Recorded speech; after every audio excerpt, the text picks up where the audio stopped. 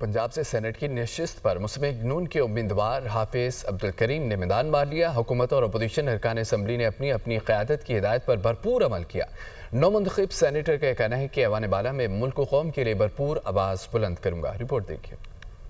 Professor Sajid Mir के इंतकाल के बायस पंजाब से सेनेट की खाली नशिस्त पर होने वाले इंतखाबात का मार्का नून लीग के उम्मीदवार हाफिज अब्दुल करीम ने जीत लिया। हाफिज अब्दुल करीम ने 243 वोट और अपोजिशन के अब्दुल सत्तार ने 99 वोट हासिल किए। नौ मुंतखब सेनेटर हाफिज अब्दुल करीम ने नून लीग की क़यादत और इत्तेहादी जमातों के मेंबरान का शुक्रिया अदा किया। इस अज़म का इजहार किया कि वो ऐवान बाला में मुल्क की बेहतरी और अवामी मफाद में भरपूर आवाज़ उठाएंगे। इंशाअल्लाह मिलकर पाकिस्तान की तरक्की के लिए, पाकिस्तान की तामीर के लिए काम करेंगे और इंशाअल्लाह ऐवान बाला में इंशाअल्लाह हम पहुंचकर अल्लाह के फजलो करम से पाकिस्तान के हक में, पाकिस्तान की तामीर और तरक्की में अपनी आवाज़ उठाएंगे। नून लीग के चीफ व्हिप राना मोहम्मद अरशद ने कहा, हुकूमती इत्तेहादी जमातों के अरकान आपस में मुत्तहिद रहे और अपनी क़यादत की हिदायत पर भरपूर अमल किया। वज़ीर आला पंजाब मरियम नवाज भी पंजाब असम्बली पहुंची और वोट डाला। रिटर्निंग अफसर शरीफुल्लाह ने हाफिज अब्दुल करीम की जीत का नोटिफिकेशन जारी कर दिया।